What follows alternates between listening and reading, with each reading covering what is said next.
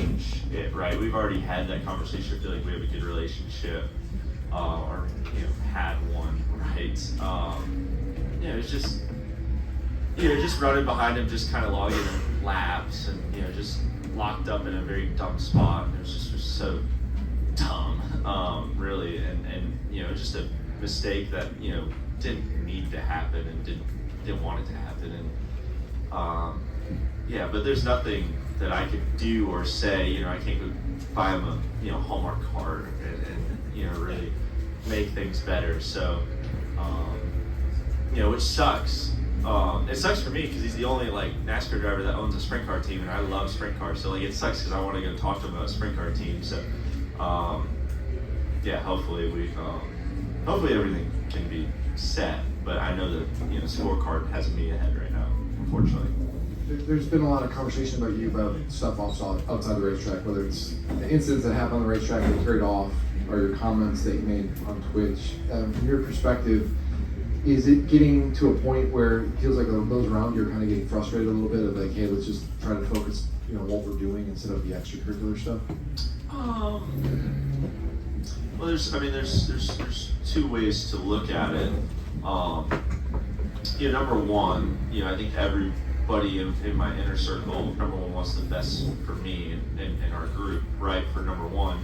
Number two, I think everybody, I feel like I put myself out there a lot more, right? And my team has, the issue wasn't, for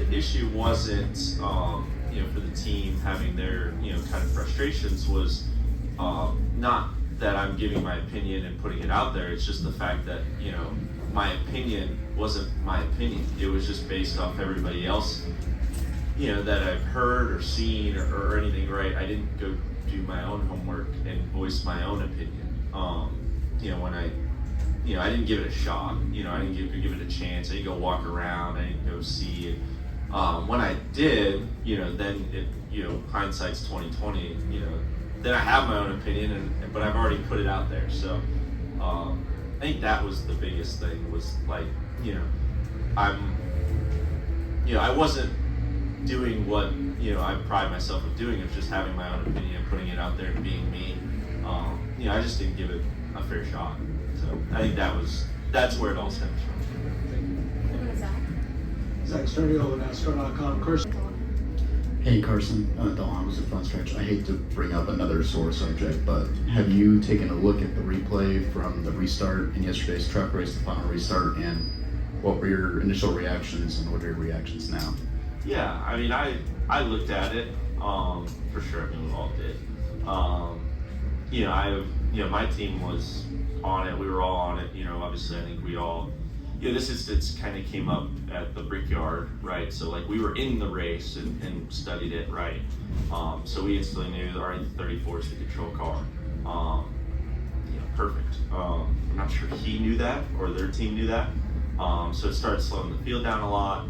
I wish I, just at least waited to the second line, but with me starting to get pushed and having Michigan truck restarts in my head, I just decided to go and see what they would have called, considering the pace was a lot slower, and they called us. So, I felt like I did the best to try to at least give ourselves a fighting shot, where if I kept backing the field down because he was kind of waiting on me to go, that we probably would have got spun anyways and the race was over. So I tried, what I thought in the moment was try to keep our truck rolling and fight for another lap, and we just never got yelled.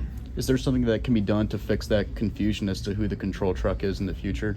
I'm sure, but I thought NASCAR did a pretty good job, honestly, with it all, right? It just happened so fast. So, everything can always be better and avoid it. And, these circumstances are very unique. So now that it's happened, the second time we go around, everybody's going to have it, kind of figured out. Jared Haas with Frontstretch.com. Come back more for some great racing video content. And if you like us, don't forget to hit that subscribe button.